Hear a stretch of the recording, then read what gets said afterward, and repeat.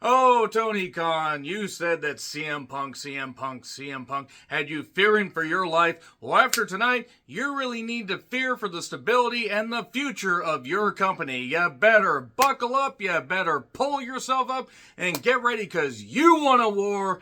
Oh, you're gonna get one. Let's get it poppin' in this motherfucker. I'm John Retton with my review WWE Survivor Series 2023 from the Allstate Arena. Slap dab sellout in Chicago. Absolutely insane ending. They got me. They absolutely got me. I won't say that this show was absolutely perfect. I will have my criticisms. But god damn it. I mean, even if CM Punk is only back for a couple years, even if it's part-time, you can't tell me that's not a shot in the goddamn arm that they need, especially as they are trying to get the rights fees for Raw renewed. So yeah, God, Tony Khan really has a lot of goddamn egg on his face. Who does he have left in his company? He has some good people. And I want WWE and AEW to be healthy and just grow and grow and grow. But goddamn, this came at the absolute worst time for Tony Khan, when he is basically face down in the goddamn dirt. Can't draw shit for his goddamn television. Whew! Warner Bros. Discovery has got to be goddamn pissed off. Yeah, anyway, the Allstate Arena. So here's the kickoff panel. It was Kayla, Jackie, Rosenberg, Wade, and Booker. So Jackie looked goddamn lost. Why was everybody outside in the Chicago winter? I don't get it. So they showed Lashley's almighty package. Hooray for the nearly 50-year-old package we got to see. And I don't know who this screaming fuck was. Apparently he's somebody named Greg Miller. All the way Greg Miller plays. I'm not familiar with him. I don't care. Sponsored by Ruffles. Ruffles have ridges. Muffles have midgets. So look at all those snack-filled sacks. This is the second most amount of snack-filled sacks I've seen consumed on camera. You don't want to know about the first, but always delete your search history. And yeah, Roman's tribal package. And then we get the opening package. A lot of package talk on this show with this Winston Churchill sounding motherfucker. I think it might have actually been him, to be honest. But generals gathered in their masses. He can't see without his glasses. Oh, no. So anyway, yeah, Full House. Not, now the Full House theme is stuck in your head. Admit it. Fucking admit it. I still can't believe You Ought to Know was about Dave Coulier from that show. I still can't believe it. All right, Cole and Graves have Ruffles sacks on their goddamn desk because this is sponsored by Ruffles. In case you didn't know, that sweet sponsorship dollar. I get it. So, speaking of Ruffles, there was a Ruffles vote, and the winning team got the advantage for the War Games, the first War Games, because we have two War Games. I don't mind them doing a women's War Games and a men's War Games. They bookend the show, and as long as they treat the matches seriously, all right. Anyway, so Team Belair, Bianca Belair, Charlotte, Becky Lynch, and Shotzi. Somebody Shotzi. Trying to have a little fun here, guys. Versus Team Damage Control. Dakota Kai is on the outside, around the outside. She has a candlestick.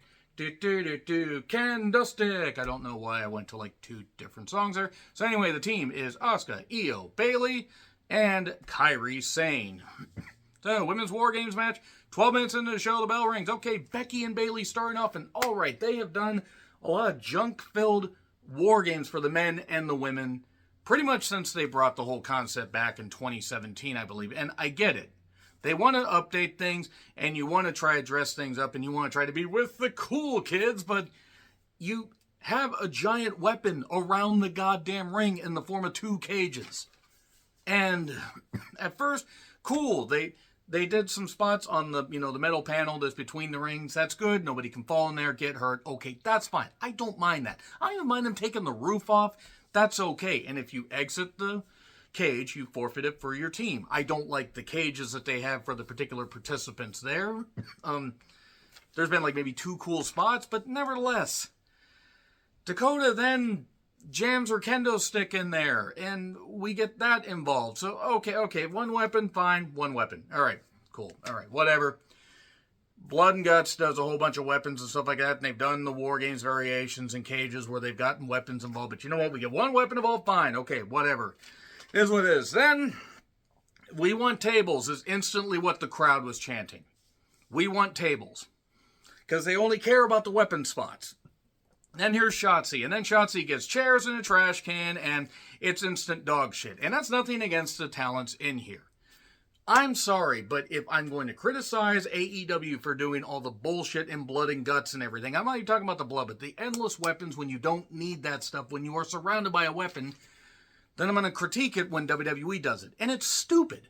It's goddamn stupid. This did nothing for the crowd loved it. The live crowd loved it. A lot of people on social media loved it. I'm probably one of the only people that didn't, and I don't really care. Because if you guys loved it, fantastic. But Io comes out. She brings a chain because we need more weapons. Granted, Io using a chain on me wouldn't be the worst thing. Moving on from that. Let's just get going somewhere else. Shotzi then crashed on a dive. I think she legit rung her bell. Hopefully she's all right. Kairi comes down marching. And then she brains Shotzi with a trash can lid. A comically oversized trash can lid. And more We Want Tables chants. And then we get the chain used. And a trash can. A chain was used actually to raise another trash can up so Io could do the trash can spot she did when she dived on everybody a couple years ago. It was a couple years ago. It was 3 years ago. I actually don't remember. It was a few years ago. And then holy shit chants. Yeah, well, they were right about one of those words. Asuka then gets a table and just all this stuff, all these goddamn weapons when you have a weapon surrounding you. Whoever booked this deserves to be, quite frankly, ran out of the goddamn company. If Triple H booked this, he really, is a goddamn embarrassment. As far as letting this shit happen, yes, Shotzi was bleeding and I was inadvertent and stuff like that, but just all these weapon spots and all this stuff that hurts, you can tell it's hurting, but because of the endless weapon usage, it takes away from the cage. Why not just do a goddamn match where you just dump weapons down and everything in the ring like you're doing a goddamn, I don't know, like a toy fair or whatever. You're just playing with your action figures. Anyway, Asuka blew Shotzi in the face with mist. And then Becky and Charlotte had a hug after Charlotte had done a moonsault and kneed or footed Io right in the face. But yeah, Becky and Charlotte hug. Oh, yay, they're all happy together. Yay! And I like some of these women. I just want to say, even the women I don't care for, like Charlotte, they're... Io then, she wasn't doing too well after that. Bayley kept saving her teammates and eventually got laid out through the table with the manhandle slam 1, 2, 3. 35 minutes of this. Then a Ruffles ad with Alpha Academy and Pretty Deadly. R-Truth is back. Good for R-Truth. Happy he's healthy. Alpha Academy and Pretty Deadly in the same goddamn segment. I was wondering if my fandom for wrestling actually was being tested or if I had a fandom for wrestling at this point. Sammy says, Randy isn't here yet. Jay's like, it's my fault. And Snitsky's like, that's my gimmick. And then Punk chants, by the way, because Randy wasn't there. And then Gunther took on Miz in an IC title match. Look, Miz targeted the knee. This is one of the better Miz matches that I've seen in a while. There was a figure 4 post spot. Difference is Bret Hart was an actual wrestler. Gunther ground him down. Miz kept targeting the knee. Hit some nice kicks. Kicked out the powerbomb. There was a buckle. The buckle pad got removed. And Miz, since he is just freshly a face, has been a heel for a while, used his distraction, hit a low blow, and got the skull crushing finale for 2, and then Gunther hit the goddamn post again, or hit the buckle, the exposed spot again, and then a roll up for 2, and then finally he managed to get a splash, sort of, but he favored his knee. He got the Boston Crab on and leaned with the knee in, leaned it into the back. I can't lean the knee in on camera. That would be very bad, and I'm not really that flexible anymore, and gets the victory. Nice match. It could have easily been on Raw, but it was a nice match. And then, ads and stalling and Judgment Day are talking strategy. And shout out to Cher Delaware on Twitter, who said that the person who rolled JD's head or braided JD's head had to walk 15 miles around just to braid the other side. That was good. That was good shit. So anyway, Dragon Lee took on Santos. I said watch them have Carlito come out and attack Dragon Lee. They didn't do that. Flippy shit, athletic stuff that could have been on SmackDown. It was fine, I guess. And, yay! Santos won. A Destroyer was put on during this match. Big shock. And at New Day, we're in a Slim Jim car. Snap into it. Randy should have come out and poured paint on that car just to bring it full circle. Zoe then took on Rhea. Zoe remembers the Great Chicago Fire. This is for the Raw Women's Championship. And Zoe, I don't know what she did to her goddamn face with the scratches down, all that, the paint. It was weird. There were some odd spots. There was like a couple weird spots where I don't know what the hell they were trying to go for. Rhea looks incredible in this. Very over with the crowd. The crowd really didn't care about Zoe, and Zoe's a good talent in the ring. They've just been given no reason to care about her. And Riptide 1, 2, 3. So that's it for that. I don't really have anything to say about the matches other than the War Games matches. Then a recap with the Long Boys. That's boys with an I, just so you know. And that's it. So now we're at the men's War Games. And the entrances took about 4 years. No Randy, but the heels have the advantage here, which is good because while I get the fan vote and wanting to have interaction with the fans, the faces having the advantage in War Games is pointless. It's supposed to be them fighting back. Anyway, so it's Team Rhodes. That is Cody, Rollins, Sammy, and Jay Yeetso. They kept saying Yeet. I hope no Chicago team wins the championship this year. Or for the next 5 years, for you guys saying Yeet. So anyway, Randy was also, well, he's part of the team, but he wasn't there yet. Then Judgment Day. That is Priest, Balor, JD, Dominic, and yeah, Drew. Drew's there also. I don't know how I forgot about Drew.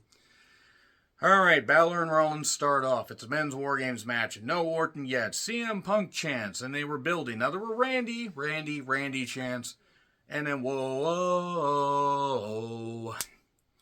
And then Rollins jump starts. And did you know Rollins has a bad back? Don't worry, commentary will mention it about 8 million more times. I hope that he can at least make it through Mania. You get him some time off. If he needs to take a long break till the Rumble to get himself healed, and I mean take a break after Mania till Rumble 2025, then I get it. I would rather that he have a quality of life because Rollins is approaching 40. If he has a bad back here, maybe he can come back like Randy. Good old MST3K Prince of Space. So JD is out next. That's JD McDonough for JD. And he brings out kendo sticks. The weapon inclusion wasn't as egregious, but it was still ridiculous. Again, you have a goddamn weapon. The whole concept, they need to revamp this stuff. You don't need weapons in a War Games match. So Jay comes out next. He has a chair, because of course he does, because this is garbage is what I wrote down. And I understand the story they were trying to tell. They were trying to build it that, you know, Cody's team, Rhodesies as it were, there was no way that they were going to win unless Randy showed up, but Randy wasn't even in the cage. He wasn't even there yet. Yeet chants. More Punk chants. There were some boos. To be fair, I get why some fans, even in Chicago, might be upset about the Punk chant. I get that. And then Priest says to Drew, no, let's stick to the plan. Trust me. And then Priest has a baton. Here's the thing. If the baton was the only weapon that was used in either War Games match, even if you actually just have one kendo stick shot or one kendo stick in the women's War Games, okay.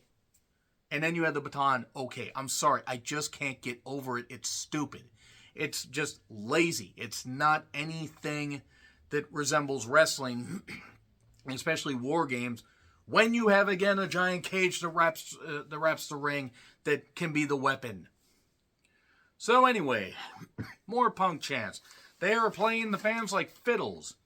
Zayn comes out to a pop. Cody's like, oh, you're going to go out there? Yeah, okay. And then Sammy milks and gets a table because the crowd cheers. Because they care more about the weapons than they do about the goddamn people. So anyway, and then there was a conveniently, lined up pipe. He grabs the pipe. He decides to pipe Judgment Day. Drew comes in, wants Jay, attacks others, and Cody comes out to a pretty big pop. And I did note that I said one thing about this match that is going to highlight an issue WWE is going to have, and this goes for CM Punk, is they got to get the youth going quick. Because most of the guys in this match are near or over 40. JD and Dominic are the only ones that aren't. And JD at least can work. Dominic is never going to be good in the ring. He's going to be good in his role, and that's it. And then Cody finds a bull rope conveniently under the ring. Just right there where I can just pull it out and look, there's a bull rope because every ring has one of those. And yes, I know it's a callback to his dad. Well, your dad was a better, entertainer than you have ever been, Cody, and you ever will be. And, it all seems lost until dramatic pause. Table, the outsider's edge or the razor's edge, whatever, to Rollins, and then no music. Suddenly, Judgment Day music. Rhea's music, that is. She has a briefcase. Oh my God, Rollins is laid out. And then suddenly she's about to cash it in for Priest, and then I hear voices in my head. Roof comes off the goddamn Allstate arena. Orton, who has been living in the gym evidently, he's been up for a year and a half, motivated. He hits a power slam. He hits another snap power slam. He is feeling it, draping DDT. He is cooking. Judgment Day attacks him, cuts him off. Perfect time to do that. And vintage War Games. Michael Cole, I really, really hope that you aren't let out of Chicago. So Orton looks at Jay. I didn't forget what you did. But then Dominic gets an RKO. And they just, more moves. Everybody just hits their moves. And then suddenly JD is conveniently on top of the goddamn thing along with Sammy and Rollins. And then they shove him off. Super RKO. Randy could have pinned him for a 30 count. But says, Cody, you take this. It's your time, son. And then eventually, or right after that actually, Crossroads, 1, 2, 3. Team Rhodes gets the victory. And then they pan out, and I'm thinking, okay, they're panning out. Maybe they're going to show Punk in the crowd. Maybe they're going to show somebody in the crowd. Maybe they're going to show I don't know what they're going to do. They pan out, and then suddenly, Cult of Personality plays. The instant the hits, I think the crowd actually blew the roof off of the arena temporarily, and it came back down. And they're going to have to fix and wrap it and everything, and they're going to have to stamp it down or tape it. Use a handyman's tool, duct tape, as Red Green once said. Punk comes out, he's motivated, hugging the fans, all this stuff, everybody's happy. What is Punk's future going to be in WWE? He's going to have high-profile matches. Is he going to have a title run? I don't know. Is he getting a lot of money? Yes, he is. And you know what? If he's happy, the company's happy, I'm for it. It's like when he went to AEW. I was hoping it would work. He got injuries, and other stuff happened and everything. I'm not saying Punk was totally in the right or totally in the wrong, but I side with Punk as far as him not wanting to work with children. Maybe he'll get to do what he wants to do. Then hopefully he'll be working within a good system. Endeavor seems to be all on board, and it kind of makes sense. They would want a big star, and this should get Raw another rights deal. So, that being said, that is it for Survivor Series. I will say this, though. WWE, you locked me into reviewing Raw for the rest of the year. I was going to take December off. You know, I might still take the Christmas episode off, but you want me to review it? If Punk's going to be on the goddamn show, fine. You got me back for Raw. Not for SmackDown, but you got me back for Raw. Agree, disagree what I said? Like, share, subscribe, Twitter handle in the description. I'm John Ritland and Tony Khan. Again, you want a war, you're going to get one. See you soon.